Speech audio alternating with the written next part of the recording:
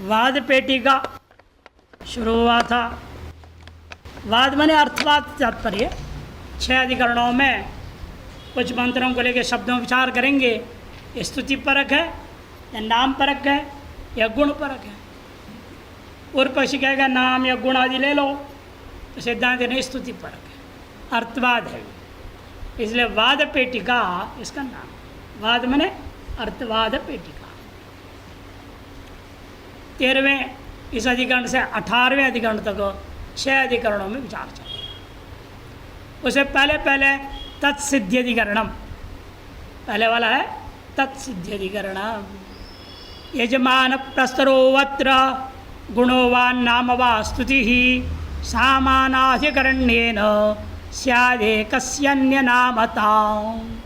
गुणो वा यजमानो वस्तु कार्ये प्रस्तरलक्षिते अंशांशित्वाद्य भावेन पूर्वन्नात्र संस्तुति अर्थभेदादनामत्तं गुणश्चेत् प्रह्रियेतसः यागसाधकता द्वारा विधेय प्रस्तरस्तुति।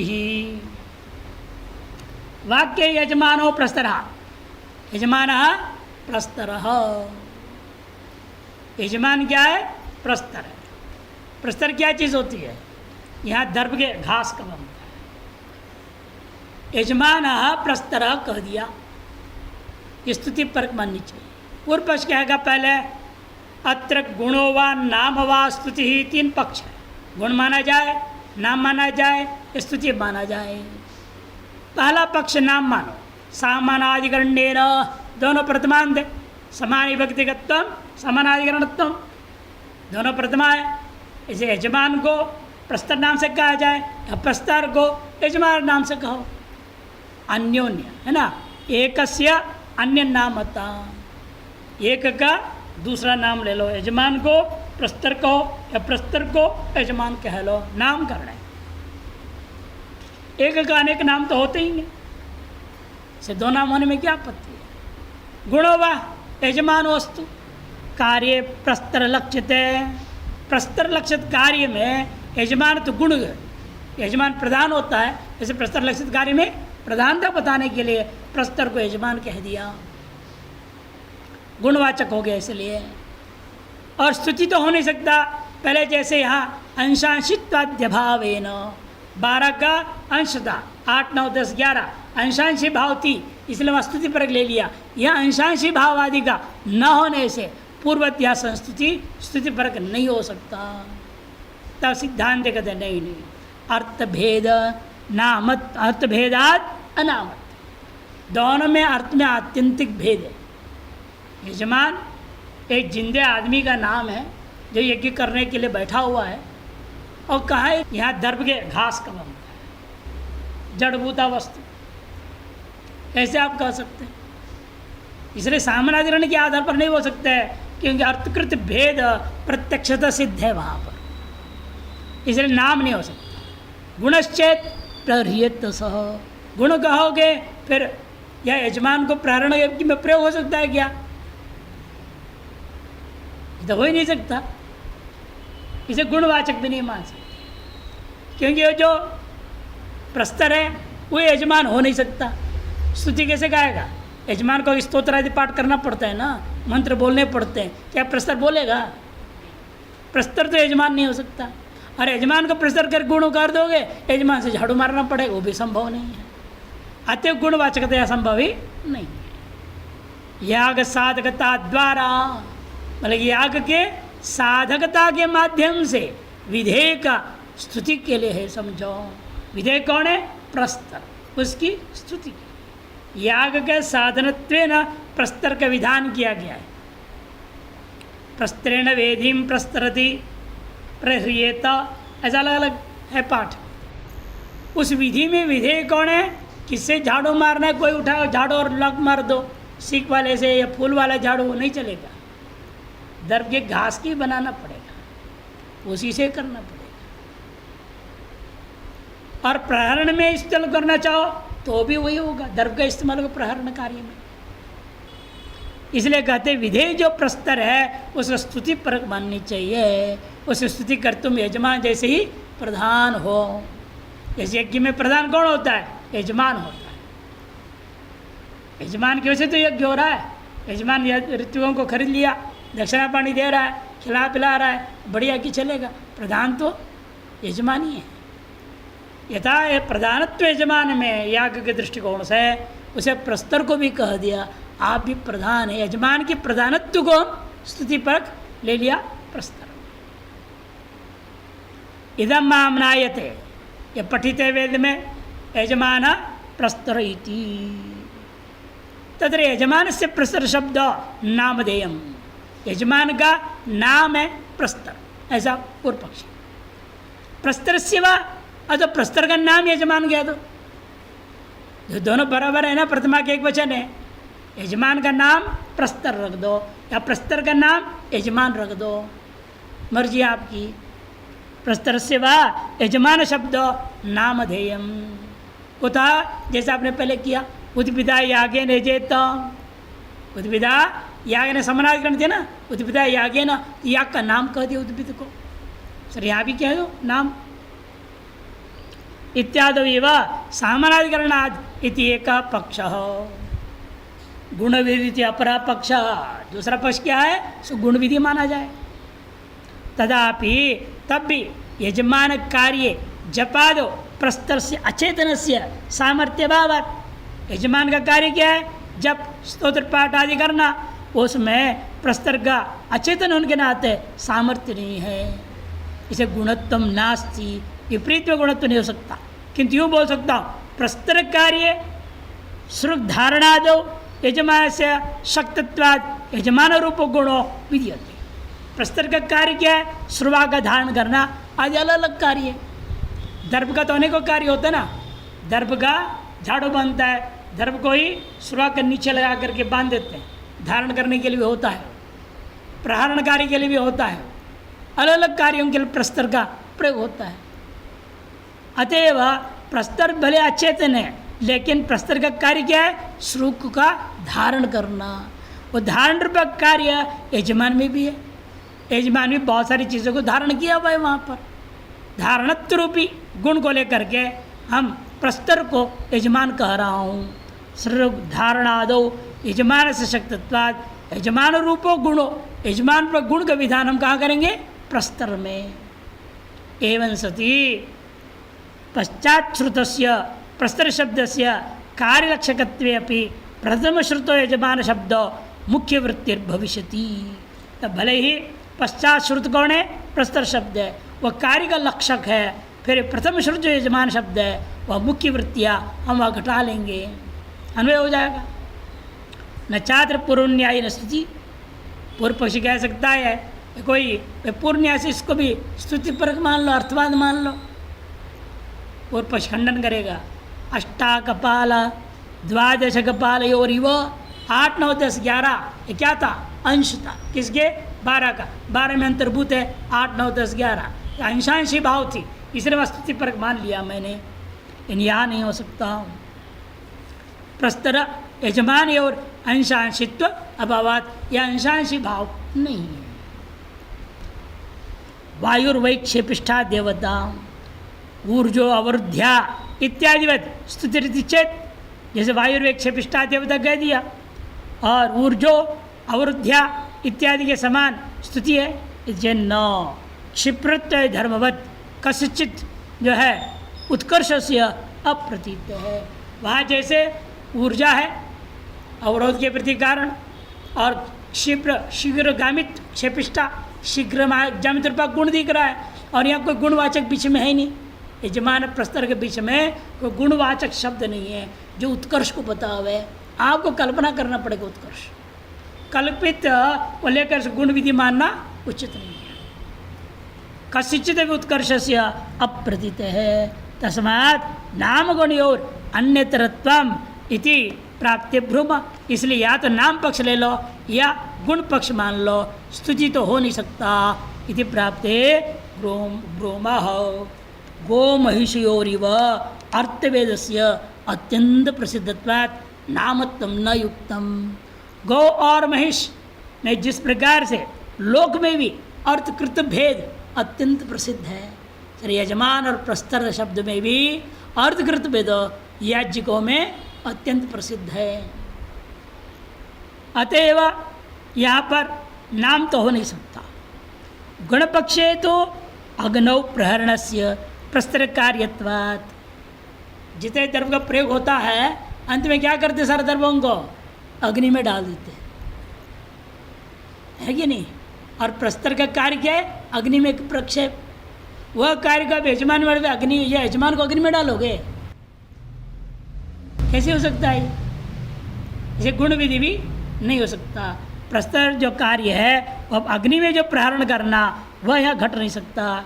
गुण पक्ष में तो अग्नौ प्रहरणस्य प्रस्तर कार्यत्वात् यजमाने प्रहृते सती कार्य लोपस्यात्, और यजमान को अग्नि में स्वाहा कर दोगे फिर तो यज्ञ ही खत्म हो गया, भंग हो जाएगा। यजमान को बीच में स्वाहा कर दिया, फिर बाद में आगे स्वाहा आहुति कौन देगा? एक समाप्त कौन करेगा? और एक की दक्षिणा ऋतु को कौन देगा? यजमान ही नहीं रह गया, कर्म ही लोप हो जाएगी, आपत्ति से गुण विधि भी नहीं हो सकता है। तस्मात् विधेय प्रस्तरो यजमान शब्देन स्तूयते है। विधेयभूता जो प्रस्तर है यजमान शब्द के द्वारा स्तुति किया जा रहा है। यथा सिंहो देवदत्त, दोनों प्रतिमान थे ना यहाँ पर भी, लेकिन सिंहगत क्रूरत्व, शूरत्व है ना, निर्भयत्व आदि गुण को आप बालक में देखते हैं, उसे यहाँ पर ही मान लीजिए। इत्यत्र सिंह गुणेन शौर्यादिना उपेतो देवदत्त सिंह शब्देन स्तूयते, सिंह शब्द के द्वारा स्तुति किया गया उस देवदत्त नामक बालक का शौर्यादि गुण को लेकर के। तथा यजमान गुणेन, यजमान के गुण क्या है? याग साधनत्व, याग क्या मुख्य साधन प्रधान साधनत्व है यजमान का गुण, वह गुण को युक्त है यह प्रस्तर करके यजमान शब्द है न स्तुयते, यजमान शब्द के द्वारा प्रधानत्व रूपी गुण को लेकर के प्रस्तर का स्तुति किया जाएगा। एवं यजमान एक कपाल इत्यादि द्रष्टव्यम, ऐसे वाक्य जैसे यजमान प्रस्तर है, कहा यजमान एक कपाल वाक्य आया वेद में। यजमान क्या है? एक कपाल पूर्णास है। एक कपाल वाला भी पूर्णास होता है, छोटा सा पूर्णास, क्योंकि कपाल इतने बड़े होते हैं ना, और एक कपाल के ऊपर आने लायक होना चाहिए एक कपाल वाला पूर्णास। उसको एक कपाल वाले पूर्णास को कह रहे हैं यजमान एक कपाल। यहाँ पर भी एक कपाल का स्तुति है यजमान शब्द के द्वारा। जैसे यजमान में याग साधनत्व की प्रधानता है, उसी प्रकार समझ लो उसमें भी घटा लेना चाहिए। किसमें? एक कपाल में। एक कपाल में भी याग साधनत्व ना प्रधानता रूपी गुण के द्वारा उसे स्तुति किया जा रहा है। इत्यादि दृष्टांतों को भी यहाँ द्रष्टव्यम। चतुर्दशाधिकरणम मारचेत, यहाँ से 14वां अधिकरण आरंभ हो रहा है। 14वां अधिकरण का नाम क्या है? जात्यधिकरणम। जात्यधिकरणम विचार हो रहा है।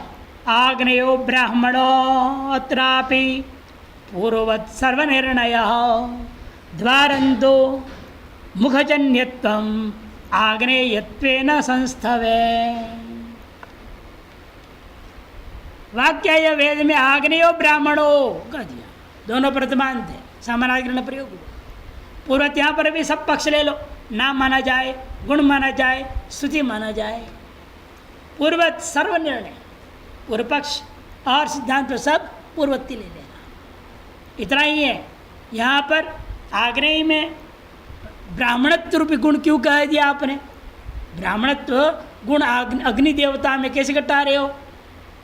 कहते उसके पीछे द्वारंतो मुखजन्यत्व, मुखजन्य ब्राह्मणों से मुखम आसीत, ये नहीं, ब्राह्मणों से मुखम आसीत और मुखादग्नि रजायत, मुख से अग्नि उत्पन्न हुआ है, मुख से ही ब्राह्मण है, मुख से ही अग्नि आया। दोनों में क्या है? मुखजन्यत्व रूपा सादृश्यता धर्म है। अतः आग्नि को ब्राह्मण कह दिया, स्तुति कर दिया। अतः ब्राह्मण को आग्नेय स्तुति कर लो, कोई आपत्ति नहीं। दोनों में मुखजन्यत्व रूपा साधर्म्यता है।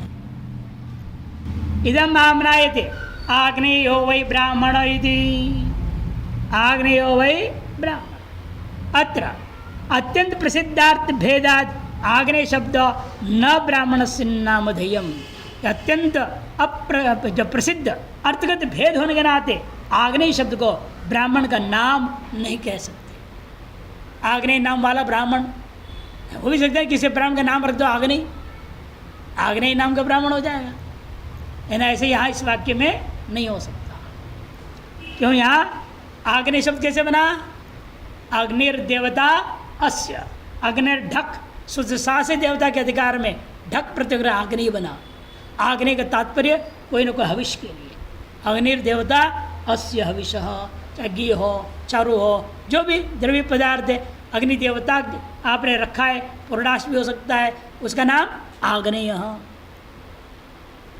और ब्राह्मण एक जाति विशेष है, दोनों में अर्थ व्याकरण दृष्टिया, लोक दृष्टिया, सर्वदृष्टिया जो है अत्यंत भिन्नार्थक है। अतः एक दूसरे का नामधेय नहीं हो सकते। फिर गुण का विधान कर लो, नाप अग्नि देवता रूप गुणों विद्यते। फिर अग्नि देवता रूप गुण का विधान कर लो तैतांत के आधार पर। देवता का विधान करूं, किस कर्म में विधान करूंगा? ब्राह्मण नाम का कोई याग है क्या? आग्नेय वही ब्राह्मण बोला जा रहा है, ब्राह्मण नाम को कोई याग हो उसमें अग्नि देवता का विधान कर देता, कोई याग तो ही नहीं। कहीं यजेता साथ में होता तो बन जाता। ना भी अग्नि देवता रूप गुणों भी देते। आग्नेयम सुक्तम आग्नेयम हविर इत्यम देवतातीतस्य सुक्त हविर विषयत्वात् नात्र ब्राह्मण न ब्राह्मण सुक्त। अरे ब्राह्मण न सुक्त है, न हविष है, न कुछ है, इसलिए आग्नेयम सुक्तम आग्नेयम हवि इत्यादि के द्वारा सा से देवता तैतान से क्या मालूम हो रहा है? सुक्त को आग्नेय कहा जाएगा, है कि नहीं? हविष को आग्नेय कहा जाएगा। इन ब्राह्मण को आग्नेय हम कैसे कहेंगे? ब्राह्मण न सूक्त है, ब्राह्मण न हविष है। ये हविष होता है ब्राह्मण तो स्वाहा कर देते ना, काट के डाल दो ब्राह्मण। इन ब्राह्मण हविष भी नहीं है, ब्राह्मण को सूक्त नहीं, उसके पाठ कर लो, इसलिए गुण विधि भी नहीं हो सकता। नापि हवि ना ब्राह्मण सूक्तम नापि हवि, अतः संबंधवाची तैतांतेन आग्नेय शब्देन ब्राह्मण स्थूयते है। इसे संबंधवाची है सा अस्य, अस्य कर संबंध है ना, हम षष्ठी ले रहे हैं वहाँ। संबंधवाची आग्नेय शब्द के द्वारा ब्राह्मण का स्तुति किया जा रहा है। यदि वे ब्राह्मण है नाग्नि संबंध हो, यदि ब्राह्मण में अग्नि के साथ कोई साक्षात संबंध तो है ही नहीं, फिर कैसे करोगे? तथापि अग्नि संबंधो मुखजन्यत्व गुणो ब्राह्मणे विद्यते। अग्नि का संबंधी जो मुख्य मुखजन्यत्व नाम का जो गुण है वो ब्राह्मण में बराबर विद्यमान है कि दोनों ही मुख से पैदा हुए हैं। तथा च अग्नि ब्राह्मणे और मुखजन्यत्व कस्मिंश्चित् अर्थवादे समामना है। इसलिए अग्नि और ब्राह्मण में मुखजन्यत्व किसी न किसी अर्थवाद में सम्यक पाठ भी हुआ है। क्या कहा है? देखो मंत्र दे रहे, प्रजापतिरकामयत प्रजा सृजयेति स मुखतस् त्रिवृतम निर अमिमीत तम अग्निर देवता अन्वसृजत गायत्री छंदो रतंत्रम साम ब्राह्मणो मनुष्यानाम अज पशूनामिति। ऐसा मुख से पैदा किया प्रजापति ने। प्रजापति ने कामना की मैं प्रजाओं का सृष्टि करूं, और क्या किया उसने? सबसे पहले सामुगत त्रिवृतम निरमित, और सबसे पहले इन भूतों का त्रिवृतकरण किया, मैंने पंचीकरण कर दिया। त्रिवृतकरण है ना, छांदोग्य उपनिषद में भी त्रिवृतकरण आया, उपलक्षण है पंचीकरण का। ये प्रजापति ने क्या किया? इन भूतों को पहले त्रिवृत कर दिया, मैंने पंचीकृत करके तैयार कर लिया। इससे हम माल बनाना है। जैसे आप भी भोजन जब बनाते हो सब तैयार कर देते हो, सब्जियां मनिया कर लिया, दाल धो दिया, इधर ये कर दिया, सब तैयारी कर लेते हैं। घड़ा बनाना है, कुल्हड़ बनाना है, सब क्या करेगा? वो भी मिट्टी में सब सांस और के तैयारी करके रख देगा, उसे फिर धीरे धीरे बनाते जाएगा। इसलिए पहले पंचीकरण करके भूतों को तैयार कर लिया, लेकिन भूतों से मुझे अब सृष्टि आरंभ करना है। क्या क्या सृष्टि किया उसने? सबसे पहले सुनो, तम अग्निर देवता अन्वसृजत, सबसे पहले उसने अग्नि देवता को उत्पन्न किया। फिर गायत्री छंद, फिर रतंतर साम, फिर ब्राह्मणों मनुष्याणाम, फिर अजा पशुनाम, ये सब को पैदा किया। तस्मात् ते मुख्या, ये सब कहाँ से पैदा गया? मुख से ही। स मुखतः बोला था ना, स मुखतः त्रिवृतम निरमित, मुख से ही पैदा किया सबको। पंचभूतों को पर के उनको त्रिवृत किया। त्रिवृत करने के बाद उनसे सबसे पहले अग्नि देवता, फिर गायत्री छंद, फिर रथंतर साम, फिर ब्राह्मण मनुष्यों में, फिर बकरा जो है पशुओं में पैदा किया। यहाँ पर इन सभी में क्या है? मुखजन्यत्व साधर्म्य है। सभी के सभी क्या? ये मुखजन्य है। मुखतो ही असृजंत इति तस्मात् आग्नेय शब्द स्थावक, आग्नेय शब्द स्तुति कर रहा है किसका? ब्राह्मण का। एवमेव ऐन्द्रो राजन्यो वैश्यो वैश्वदेव इत्यादिशोपि द्रष्टव्य। ऐन्द्र शब्द के द्वारा क्षत्रिय का स्तुति और जो है वैश्वदेव शब्द के द्वारा वैश्य वर्ण का स्तुति इत्यादियों में भी ग्रहण करनी चाहिए। पंचदशाधिकरण मारचेति, पंचदशाधिकरण 15वां अधिकरण, इसका नाम है सारूप्याधिकरण। सारूप्याधिकरण नाम से है। आदित्योयूप इत्यत्र स्तुतिरादित्य शब्दतः द्वारं चाक्षुष सारूप्यम घृताक्ते तेजसस्ति तत्। आदित्योयूप, यहाँ पर भी क्या मानना चाहिए? पूर्वत कहेगा नाम मानो, गुण मानो, सब खंडन हो जाता है। स्तुतिर आदित्य शब्दतः, आदित्य शब्द से यूप का स्तुति किया जा रहा है। कैसे स्तुति करोगे आप? द्वारम चाक्षुष सारूप्यम, द्वार क्या है? चक्षु के द्वारा हम यूप को देख रहे हैं। यूप कैसे दिख रहा है? चमक रहा है। कैसे चमक रहा है? जैसे सूर्य चमक रहा है। सूर्य में क्या है? चमक है। यूप में भी चमक है। ये सादृश्य है। और यूप तो लकड़ी है, वो कैसे चमकेगा? है कैसे चमकेगा? वो लकड़ी चमकता है क्या बिना पॉलिश मारे? बहुत पॉलिश करना पड़ता है तब कहीं चमकेगा वो। कहते यहाँ भी पॉलिश हो रखा है। किससे? वही आगे कह दिया तेजस्वी तंत्र, क्यों?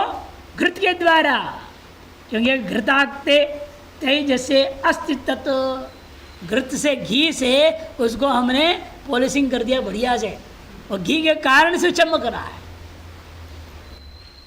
जैसे खंभा क्या चमक थोड़ी रहा है, अब पॉलिशिंग कर दो तो चमकेगा। एक लोटा पानी डाल दो चमक जाएगा, घी लगा दो चमक जाएगा। वैसे यूप लकड़ी भी क्या है? घी लगा रखे। घी लगाने का विधि है वहाँ पर। घी लगाए बिना यूप नहीं होता, केवल लकड़ी गाड़ने से काम चलेगा नहीं। विधिवत उसमें घी लगाया जाएगा, फिर जहाँ उसके पीठ लगे सब उतने हिस्से में एक धोती बांधा जाएगा। विधि है ना ये सब। अतएव आदित्य यूप का, अगर यूप का स्तुति आदित्य के द्वारा किया गया है। तेजसे अस्तित्व घृताक्ते तेजसे, घी से जो है साना हुआ होने से वो जो यूप में भी तेज दिख रहा है और सूर्य के तेज के समान तेज है। आदित्य ये चक्षुर्गम्यम तेजस्विता, सूर्य में जो चक्षुर्गम्य तेजस्वित हम देख रहे हैं तद यूपे प्यस्ति, और यूप में भी है। क्यों? घृताग्दस यूपस्य तेजस्वित्व अध्यवसायात, घृत से जो है लगा दिया गया, अंकित कर दिया गया, अंजना दिया गया। ऐसे जो यूप है उसमें तेजस्वित्व का निश्चय होता है। तद आदित्य शब्देन यूप स्तुयते, इसलिए उस तेजस्वित्व भी गुण को देखते हुए आदित्य शब्द के द्वारा यूप का स्तुति किया जाएगा। इसी प्रकार से एवं यजमानो यूप इत चक्षुर्गम्यस्य ऊर्ध्वत्वस्य समानत्वात् यजमान शब्देन यूप स्तुयते है। यजमान यूप में क्या सादृश्यता देखोगे? वहाँ तो घी लगाए चमका दिए।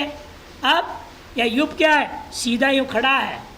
जैसे यजमान में क्या है? सीधे खड़ा रहता है कि नहीं? यजमान का काम क्या है? हमेशा हाथ जोड़ के खड़े रहना।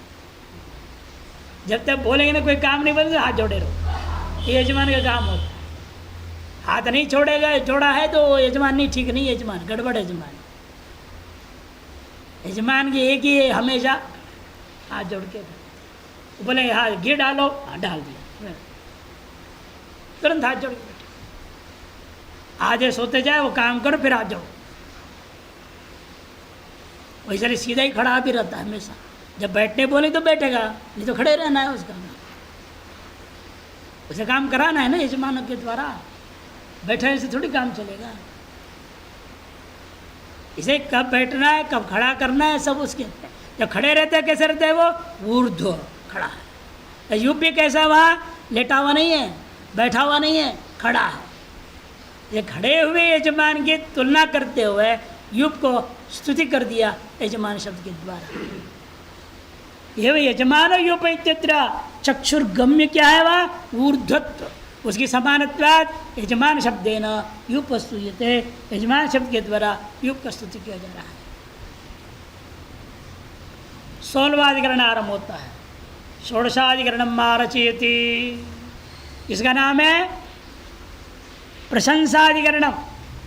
प्रशंसाधिकरणम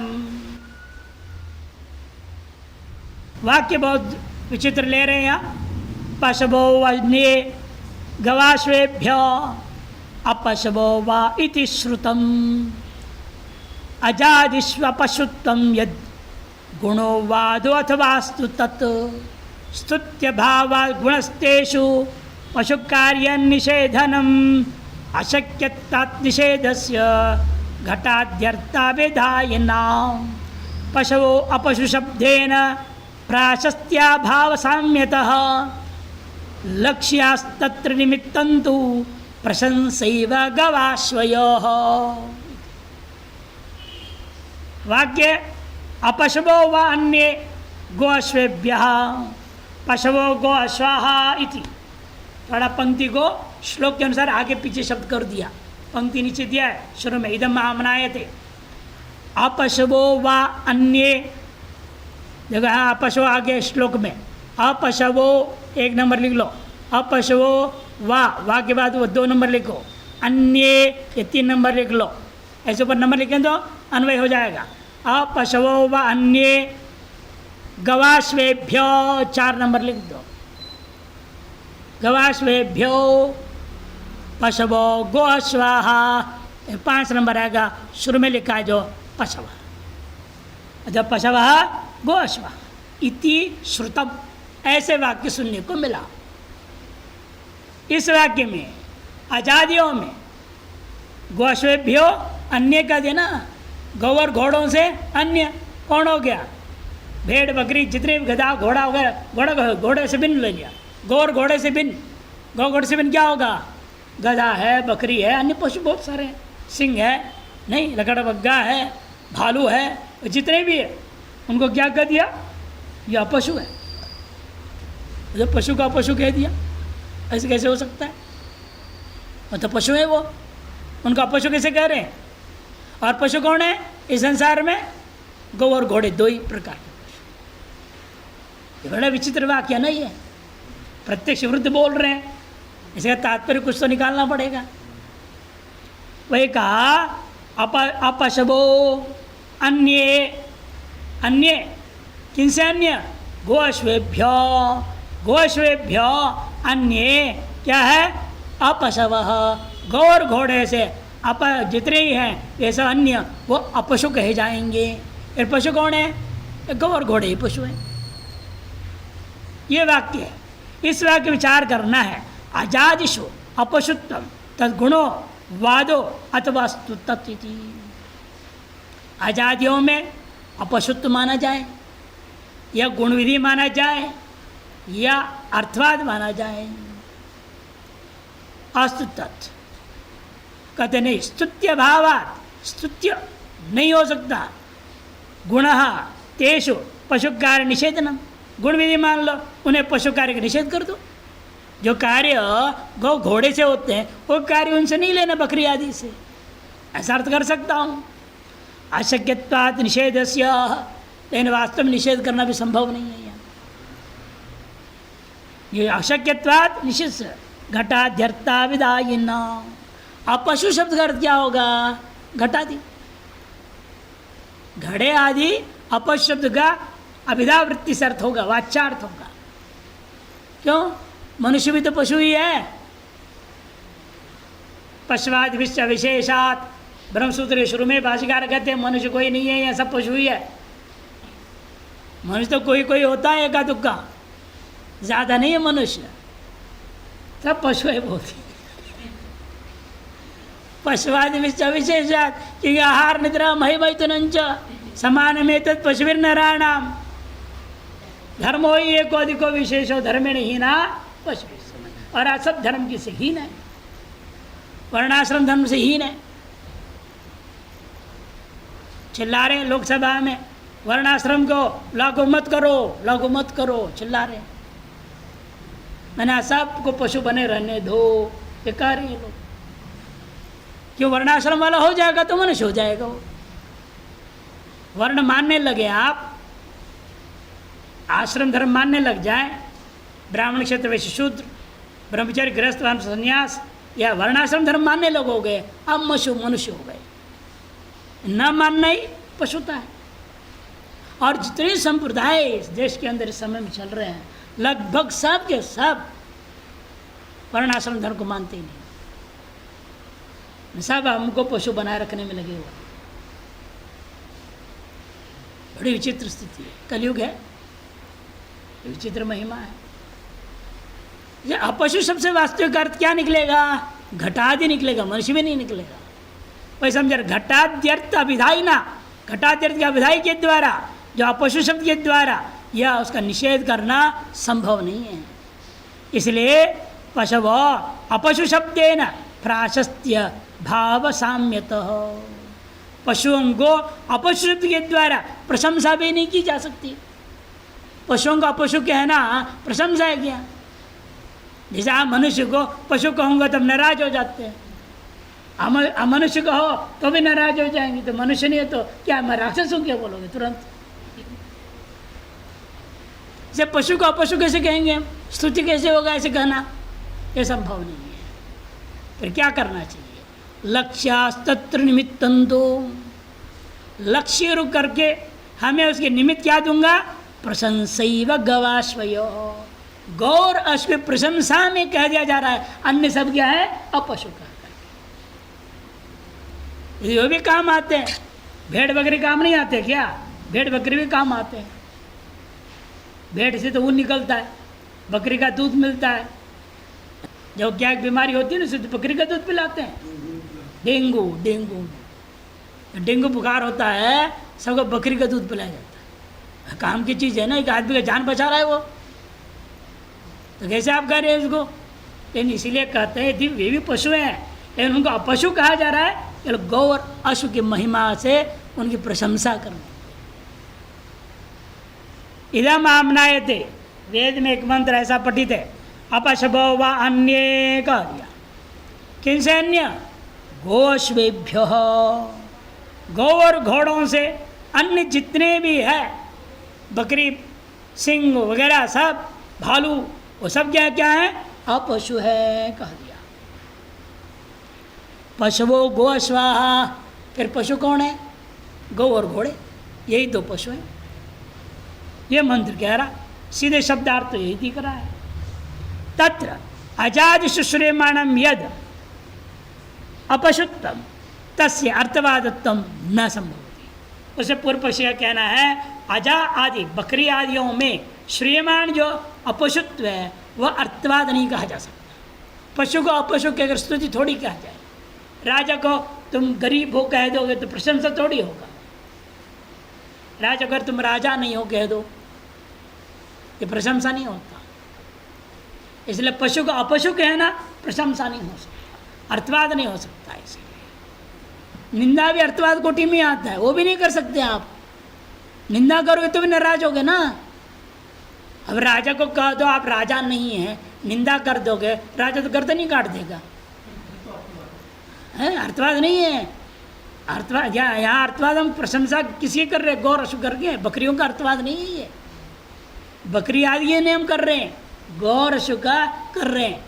इनकी निंदा की ओर से प्रशंसा भी नहीं करना हमने, इनको कहना है घटादियों जैसा नहीं है, इसलिए ये कहना पड़ेगा कि अपशु का अर्थ क्या है? शब्द का अर्थ घटादि। अपशु शब्द का अर्थ है, मुख्य अर्थ है घटादि। उनके माध्यम से हमें घटाना है, तो द्वारा हमें घटाना है। वही समझा रहे कैसे घटाया जाएगा। पशुत्व निषेध मात्रेण स्तुतेरभावात्, कि पशुत्व के निषेध करने से न स्तुति हो सकती है न निंदा हो सकती है। तथा पशु कार्य निषेध रूपो गुणों, इसे पशु का कार्य जो है, कार्य का निषेध कर दो।